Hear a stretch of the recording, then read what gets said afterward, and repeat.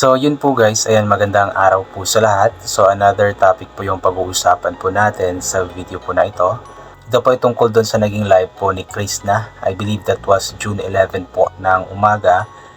Kung saan nga po is talagang kapansin-pansin po ang pamumutla nga po ng mga labi ni Krishna. And sabi nga po niya na may lagnat nga po siya, masakit ang kanyang ulo, masama ang kanyang pakiramdam.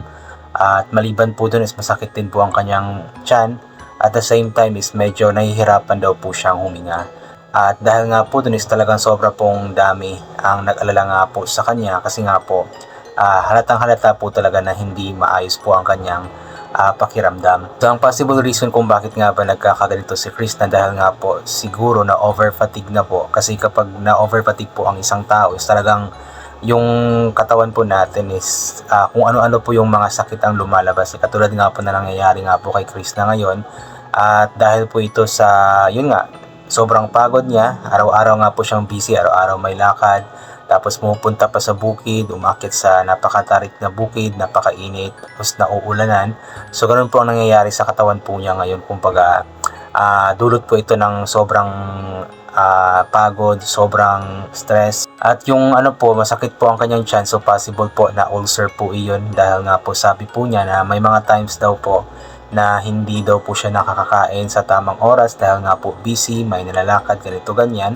So siguro ang dapat gawin ni Krishna talaga para hindi na maulit po ito is yung ano po talaga, alagaan po ang kanyang sarili, kumain sa tamang oras, kailangan kumain po siya, hindi pwede yung ano lang madalas kape-kape, snacks lang ganoon. Iba kasi yung katawan natin kapag nasanay po sa pagkain talaga as in yung kanin tsaka ulam. So hanapin po talaga ng katawan iyon. At kapag ano nga po, malipasan nga po, so doon po tayo nagkakasakit. At kay Krishna, sana magpa-check up na nga po siya. Sabi po niya sa live niya kahapon is magpa-check up po siya ngayon. So hoping na nakapagpa-check up nga po siya, and sana is yung resulta is normal lamang po yung result. Yung ano lang, yung normal na sakit lang ba. Sana wala pong mas malala po na sakit si Krishna. At sana is ano lamang po ito, dulot lamang po ito ng kanyang sobrang pagod at sobrang stress po sa kasi nakakaawa din po siya, and also nakakabahala dahil nga po putlang-putla po talaga ang kanyang mga labi. And also yung sabi po niya na nahihirapan po siyang huminga. So possible na siguro may ubo siya or may sipon kaya medyo hinihingal po siya kapag humihinga. Pero yun nga, mas okay po talaga na magpa-check up para malaman po talaga yung general check up po talaga, yung overall na check up sa katawan para malaman po talaga kung ano nga ba yung possible na reason kung bakit nga ba nagkakaganito po siya.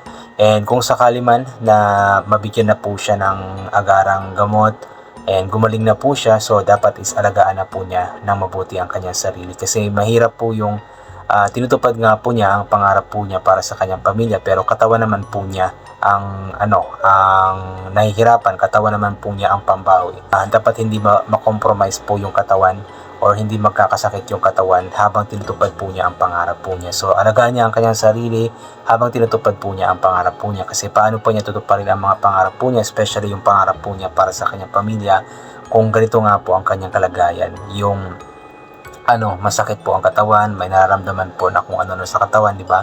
And also, iwasan na po yung mga bawal. For example, since masakit ang tiyan po niya, so possible po ito na ulcer. So, iwasan po yung mga bawal. Maliban nga po dun sa pagkain, yung nalilipasan sa gutom. So, yung mga maaasim, iwasan na din po. Yung mga soft drinks, yung mga, nabanggit din po pala niya na parang ina-atake rin po siya ng kanyang UTI. So, iwasan po yung soft drinks, iwasan po yung maaalat. Sa lahat ng mga bawal po sa mga nararamdaman po niyang sakit, dapat iwasan na po niya ito.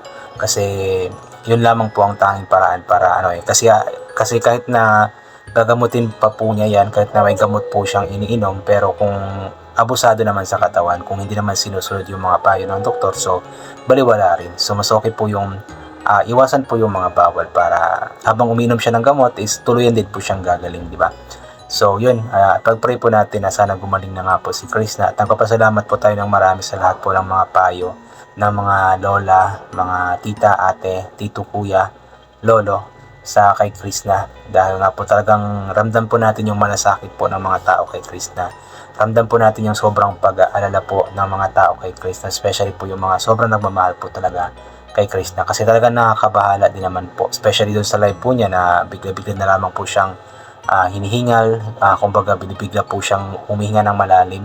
So, sign na po yun na kailangan na po talaga niyang magpa-check up, especially yung putla sa kanyang bibig. So, hindi yun normal kasi madalas nakikita natin si Krishna na normal po yung kanyang mukha, yung wala siyang pamumutla, di ba? Then lively siya lagi sa kanyang live, pero sa live po na iyon is talagang ramdam po natin yung tamlay po niya. Kaya hoping na gumaling na po siya, ipag-pray po natin. Yun always. Dito po basahin po natin yung ilan po sa mga komento ng mga tao pong sobrang nagmamahal at nag-aalala po kay Krishna. Mula kay Prissy Tibor, ayan, inom ka ng maraming tubig at kain ka ng prutas at gulay na green, leafy, baka mababa ang pulang dugo mo. Kain ka ng boiled egg araw-araw at sa tamang oras ang pagkain. Ingatan mo ang sarili mo para matupad ang mga pangarap mo. Health is wealth. Yan, totoo po yun, health is wealth po talaga kasi aanin pa po natin or paano pa po natin tutuparin nga po yung pangarap po natin na umangat sa buhay. Paano pa tayo magiging isang wealthy kung ang katawan naman po natin is hindi healthy, di ba? So, hindi mo matutupad lahat ng pangarap mo kung katawan mo naman yung sobrang down yung katawan na ba, yung maraming sakit na iniindas sa katawan. So, dapat is maayos po yung pangatawan, maayos po yung kalusugan para matupad po ang mga pangarap po sa pamilya.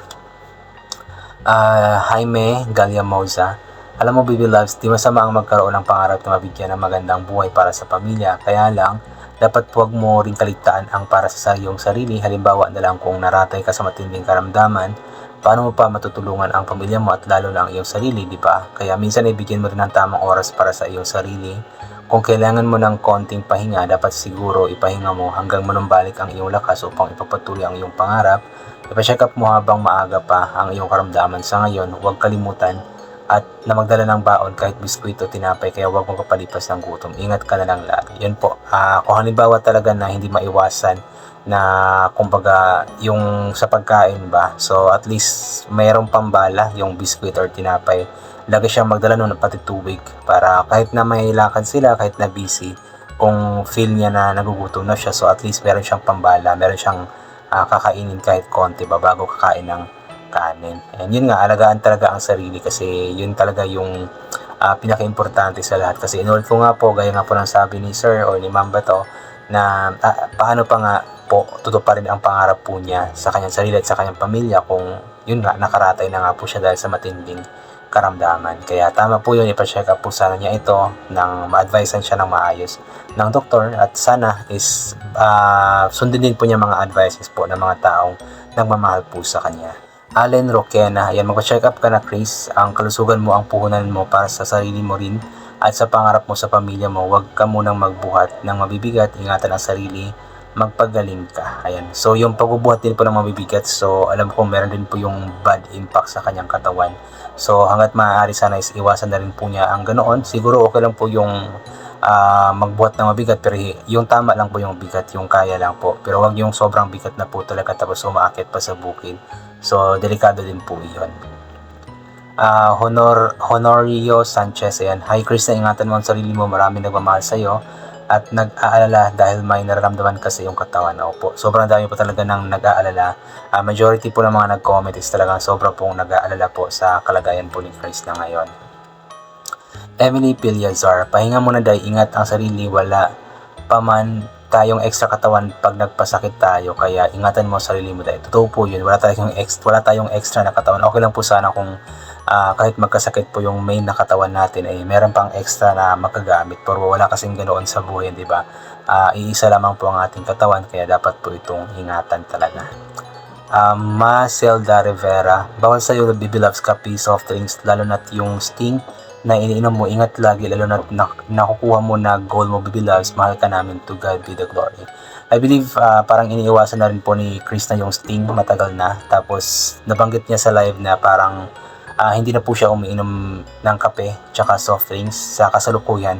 So hoping na magtuloy-tuloy po yun. Okay lang naman siguro yun paminsan-minsan, pero wag yung palagi, especially yung kape na halos palagi po. And yung kape kasi tsaka soft drinks is talagang po yun, nakakapag trigger po ng ulcer, kaya iwasan po talaga niya ito, inulit ko pwede yung paminsan-minsan pero wag yung palagi talaga kasi alam naman po natin na kapag sobra is talagang nakakasama na po sa katawan. Norma, kailangan mo mag-check up para sa kalusugan mo. Ang hirap magkasakit, paano pa ang mga pangarap mo? Kung may sakit, kailangan maagapan, makainom ng tamang gamot. Sige na, magpa-check up ka na. Yan. Hoping po na nagpa-check up na nga po sana siya ngayon. Kasi yun po yung sabi niya sa live niya kahapon na magpa-check up nga po siya. So hoping na mamaya may update po siya na nagpa-check up na po siya para maging kampante na rin po tayong mga sumusuporta sa kanya. Ayan. So yun po, I think hanggang dito na lamang po. God bless and bye for now po.